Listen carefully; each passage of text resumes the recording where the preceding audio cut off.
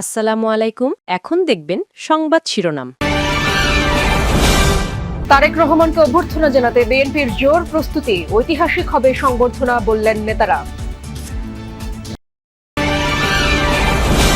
সিঙ্গাপুরে ওসমান হাদির অপারেশনে পরিবারের অনুমতি, কাল বিশেষ দোয়া প্রার্থনার আহ্বান।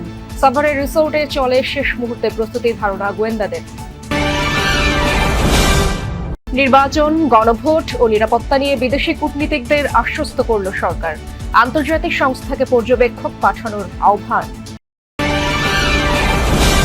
প্রযুক্তির ফাঁদে বাড়ছে মানব পাচার, অবৈধ পথে ইউরোপ প্রবেশের শীর্ষে বাংলাদেশ। টনক নড়ছে না সরকারের। এতক্ষণ দেখছিলেন সংবাদ শিরোনাম, এখন দেখবেন বিস্তারিত। বিএনপির ভারপ্রাপ্ত চেয়ারম্যান তারেক রহমানের স্বদেশ প্রত্যাবর্তনকে স্মরণীয় করে রাখতে জোর প্রস্তুতি নিচ্ছে বিএনপি।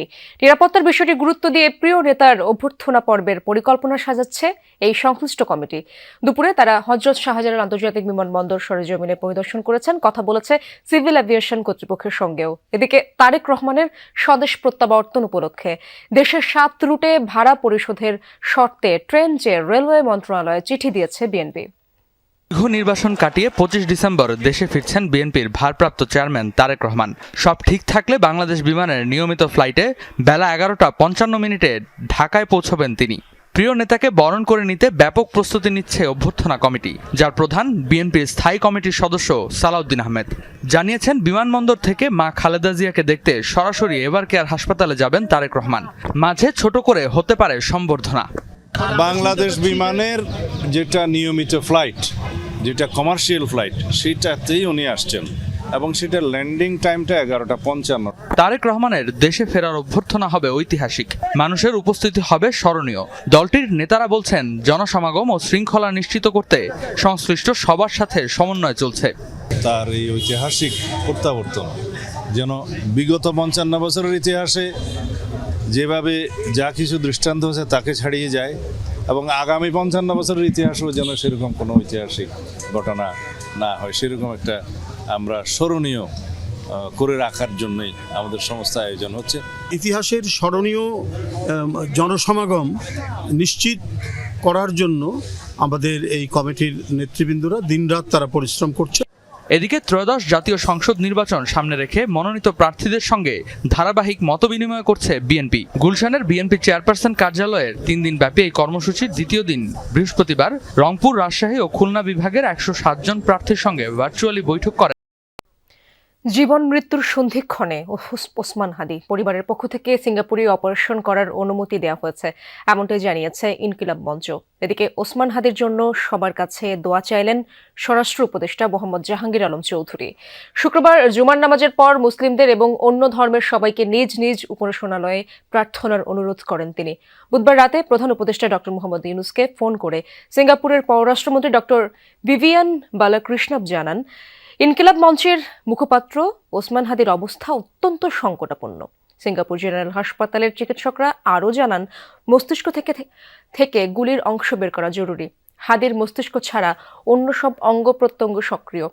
4 ডিসেম্বর পুরানা পল্টনের বিজয়নগর এলাকায় দুর্বৃত্তদের হামলার শিকার হন ধানমন্ডি 8 আসনের সম্ভাব্য স্বতন্ত্র প্রার্থী ওসমান হাদি। প্রথমে ঢাকা মেডিকেলে জরুরি অস্ত্রোপচার করা হয়, পরে চিকিৎসা দেওয়া হয় রাজধানীর এভার কেয়ার হাসপাতালে। ওসমান হাদির জন্য দোয়া করবেন, উনি যেন সুস্থ হয়ে আমাদের মাঝে ফিরে আসতে পারেন।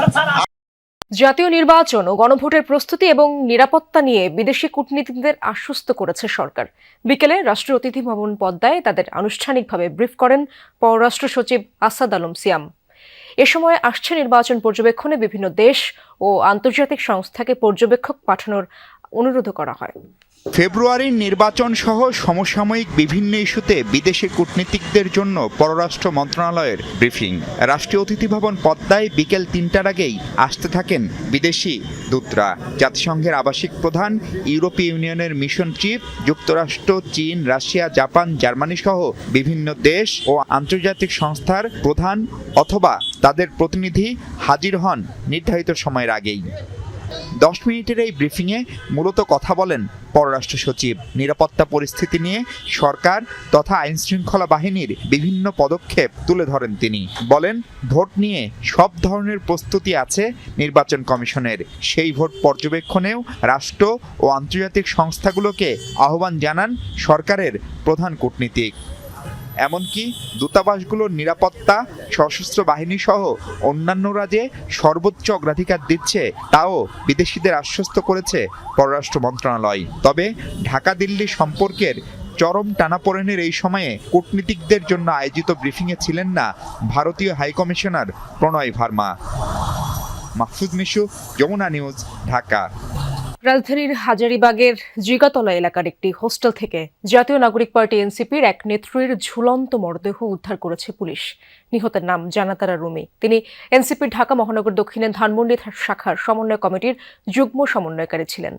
প্রাথমিকভাবে তিনি গলায় ওড়না পেঁচিয়ে আত্মহত্যা করেছেন বলে ধারণা করছে পুলিশ। এরই মধ্যে ময়নাতদন্ত শেষে তার মরদেহ পরিবারের কাছে হস্তান্তর করা হয়েছে। প্রযুক্তির ফাঁদে মানব পাচার বাড়ছে বাংলাদেশের মতো দেশগুলোতে। এবছরের জানুয়ারি থেকে অক্টোবর পর্যন্ত ভূমধ্য সাগর পার হতে প্রযুক্তির ফাঁদে মানব পাচার বাড়ছে বাংলাদেশের মতো দেশগুলোতে। এবছরের জানুয়ারি থেকে অক্টোবর পর্যন্ত ভূমধ্য সাগর পার হতে গিয়ে চিহ্নিত হয়েছেন 18,000-এরও বেশি বাংলাদেশি। তালিকাভুক্ত দেশগুলোর মধ্যে যা শীর্ষে। এমন উদ্বেগজনক পরিসংখ্যান থাকলেও সরকারের নেই কোনো তদারকি। উল্টো মানব পাচারে আরও গতিশীল হচ্ছে বেশ কিছু রিক্রুটিং এজেন্সি। প্রযুক্তির দ্রুত বিস্তারের সাথে সাথে বাংলাদেশে বাড়ছে মানব পাচারের ঝুঁকি। বিশেষ করে সামাজিক যোগাযোগ মাধ্যম ও ডিজিটাল প্ল্যাটফর্ম ব্যবহার করে অনিয়মিত ও অবৈধ পথে ইউরোপে যাওয়ার প্রলোভন দিচ্ছে পাচারকারীরা।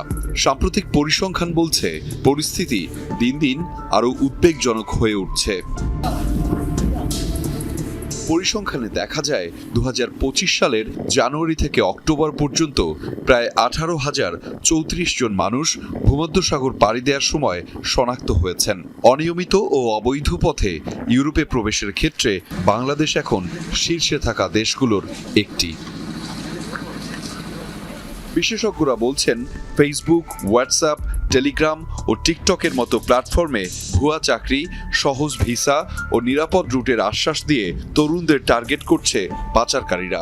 জীবনের ঝুঁকি নিয়ে মরুভূমি পাড়ি, সাগরে বিপজ্জনক যাত্রা, এমনকি আটক, নির্যাতন ও অর্থ আদায়ের ঘটনাও ঘটছে নিয়মিত। প্রযুক্তির উপর তরুণদের নির্ভরতা যত বাড়ছে, এই ধরনের প্রযুক্তি নির্ভর হিউম্যান ট্রাফিকিং ততটাই বাড়ছে। এইখানে ওভারসাইট দরকার। সরকারি ওভারসাইট যেমন দরকার আছে, এমনি এইটা নিয়ে যেসব সংস্থাগুলো কাজ করে তাদের ওভারসাইট দরকার আছে। যারা নিয়েছে তাদের সংখ্যাটা কিন্তু হাজার হাজার না, শত শত না, তাদের সংখ্যাটা খুব অল্প। সেই লোকগুলোকে আইডেন্টিফাই করা এবং তাদের বিরুদ্ধে ব্যবস্থা নেওয়াটা কিন্তু অসম্ভব না।